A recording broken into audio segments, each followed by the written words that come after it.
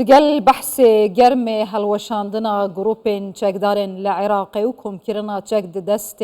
دولت دا آنکو بکونا جر کفا فرماندار گشتی هزین چکدارن عراقی و تنه فرمان خوشوی ور بگرن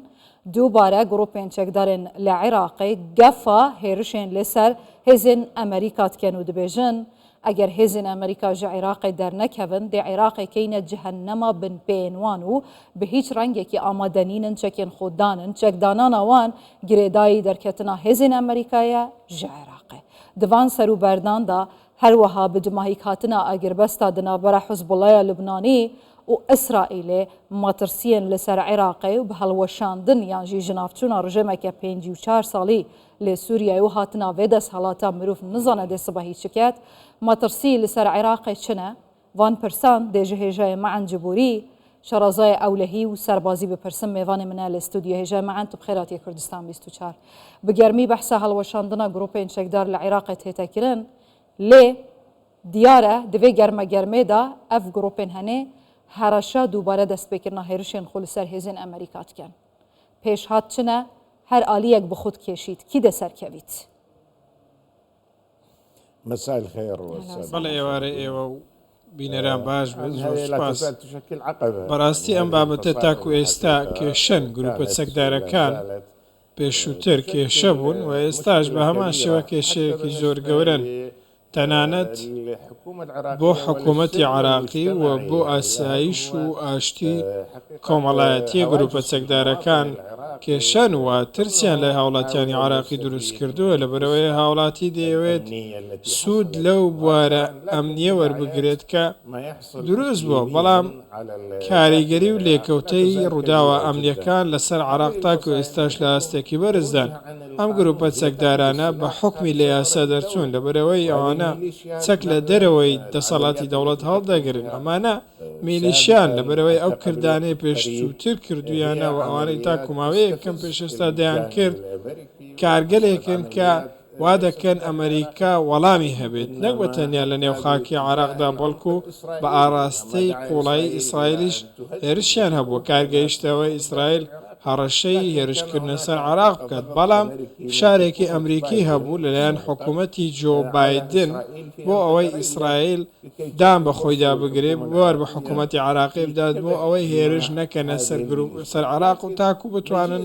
گروپە چەکدارەکان زڵەو بکەن هاتنی دۆناڵد ترەمپ دیمەنەکەی گۆڕی دۆناڵد ترەمپ ئێستا هەڕەشە دەکات دۆناڵد ترەمپ با بڵێن ئەو دیبلۆماسیەتە باڵایی نییە و دۆناڵد ترەمپ ناتوانێت کە بە سیاسەتێکی با بڵێن نەفەس درێژەوە مامەڵە بکات بەڵکو ئەو لە باڵەکانی ئێران دەدات وەکو ئێوەش ئاماژەتان پێکرد لە سووریا ئەو بابەتە ڕوویداوە لە حیزب الله لە لوبنان ڕوویدا ئێستاش هێرشەکان لە دژی حوسیەکان بەردەوامن دوا ئەڵقەی ئەم زنجیرەیە ماوەتەوە ئەویش میلیشیا عراقیەکانن گروپە چەکدارەکانی عراق کە تاکو ئێستاش ناوێک هەڕەشەی ئەوە دەکەن کە تۆڵە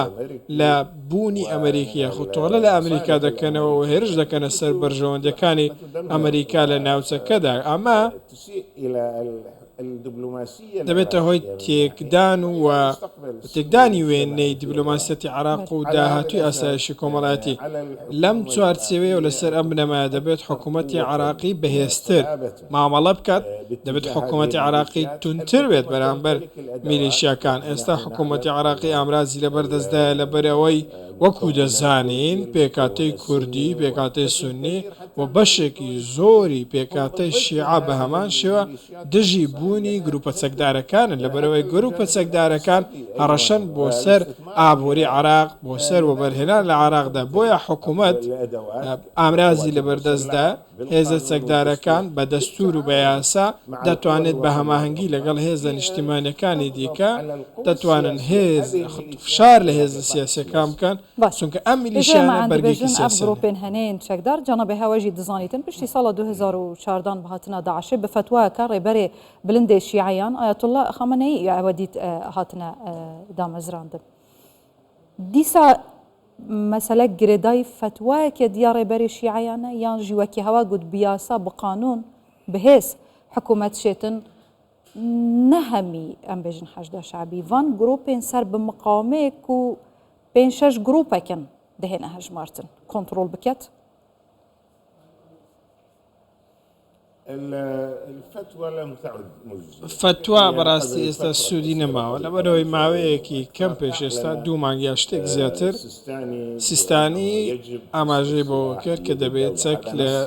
دەستی دەوڵەت دابێت ئەمە دەقی قسەی سیستانی بوو وەڵام ئەو گروپە چەکدارانە چاویان لە بەرژەوەندی خۆیانە ئەمانە حزبی دەسەڵاتداریان هەیە و سوودێکی زۆر گەورە دەبینن تا قەبارەی هێزی سەربازیان زیاتر بێت و بە پێچاوانەشەوە تاکو لە ڕووی سیاسیەوە بەهێزتر بن سوودیان دەبینن ئەمانە ئەندام پەرلەمانیان هەیە وەزارەتیان بەدەستە ئەمانە لە بەندەرەکان بە هەمان شێوە پشکیان هەیە ئەلێرەوە کێشەکە یاخود بەرپرسیارەتەکە دەکەوێتە سەر حکوومەتی فیدرالی بە پلەی یەکەم و لە بەرامبەریشدا دەبێ هەماهەنگی هەبێت تەنانەت لەگەڵ ئیدارەی هاوپەیمانی ئیدارەی دەوڵەت لەبەرەوەی ئەوانە تەنیا هەڕەشە نین بۆ سەر عێراق لە سووریا شەڕ دەکەن میلیشیامان هەیە هەڕەشە دەکاتە هەڕەشە لە ئیسرائیل دەکات دەیەوێت هێرش بکاتە سەر عێراق پێویستی بە شەڕی نوێ نییە و ناتوانێت شەڕش لە بریلایەنێکی دیکە بکات لەبەرەوەی وەکو دەشزانین ئەم گروپە چەکدارانە تەنیا بە فەرمانی ئێران و بە ویلایەتی فەقیه کار دەکەن و زموزۆڵ دەکەن وەکو لە پرسیارەکەشتان ئاماژەتان پێکرد ئێستا فتوە سوودێکی ئەو تۆی نەماوە لەبەرەوەی ئەوان فەرمان چی دیکە لە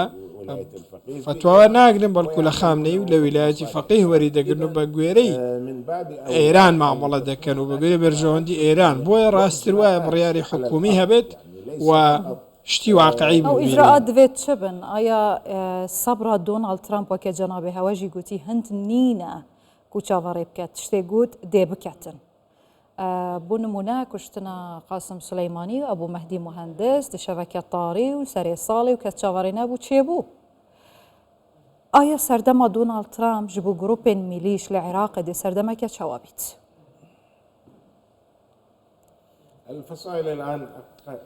ئێستا گروپە چەکدارەکان لە ترسدان با کۆک بین لەسەرەوەی کە میلیشیاکان چاوەڕێی ئەوە دەکەن کە گۆرجی کوشندەیان لێ بدرێت و لەوە تێدەگەن کە حکوومەتی عێراقی فشارێکی زیاتری لێ دەکرێت وەکلەوەی لە ڕابردوو هەبێت لەبەرەوەی سیاسەتی بایدن سیاسەتێکی نەرم بوو ئەگەر بە شێوەیەکی ڕێژەیەش بوو بێت و ئەوان بە پشودرێژی مامەڵەیان دەکرد بەڵام دۆناڵد ترامپ زیاتر لە جارێک ئەوەی گوتووە بە ئاشکرا ڕێگە بە ئێران نادات لەوەی هەیە زیاتر هەل بە هاوێژێت و هەوڵ بدا هەژمونی خۆی بەسەر ناوچەکەدا بسەپێنێت لێرە مەبەستم لەو وڵاتانەی ناوچەکەی لە نێوانیاندا عێراق بۆیە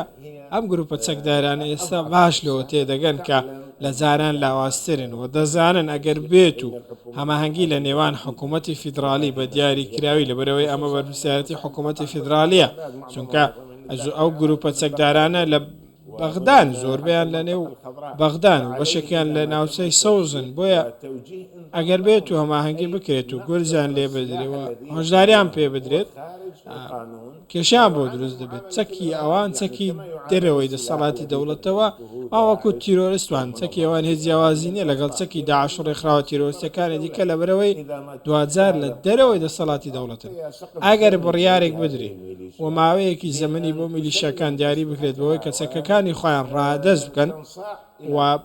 پێیان بگوترێت دەبێ بستنە ژێر فەرمانی فەرماندەیی گشتی هێز چەکدارەکان لێرەوە حکوومەت سەرکەوتوو دەبێت بەڵام من جەخت لەوە دەکەمەوە شارێکی سیاسی لەسەر حکوومەتی عێراقی هەیە حکوومەتی چوارچێوەی هەماهەنگیەوە زۆربەی پارتە سیاسیەکان گروپی چەکداری خۆیان هەیە میلیشیامان هەیە و ئەمانە سوود دەبینن و قازانجیان لە بوونی گروپی چەکدار کردووە لە بەرامبەریشدا بارەکە دەکەوێتە سەر حکوومەت من پێم وایە محەممەد شیع سوودانی سەرۆک وەزیران ناتوانێت ئەم کارە جێبەجێ بکات مەگەر بە هەماهەنگی لە نێوان کورد و سونە و هێزە نیشتیمانیا شیعیەکان دەبێ هەمویان هەماهەنگی بکەن بە هەماهەنگی لەگەڵ هاوپەیمانی ئیدارەی دەوڵەت وڵاتانی نێودەوڵەتی و هەرێمی کاریگەری گەورەیان هەیە لەبەرەوەی ئەم میلیشیانە لە عێراق کار ناکەم بەتەنیا بە فەرمان لە عێراقەوە ناگرن لە بەرامبەردا دەبزان حیزب الله هەیە هەرچەندە ئێستا گورجێکی گەورەی وەرکەوتووە لە لوبنان بەڵام میلیشای دیکەشان لە سووریا لە وڵاتانی دیکە تەنانەت جموزۆڵێک هەیە لە ئێران. مختصری ئەم بێژن هێژایەمان ئەف گروپە دێبەری عێراقی بدەنە شەڕێکی ji derve bû nav Iraqê yan jî şerekê navxwî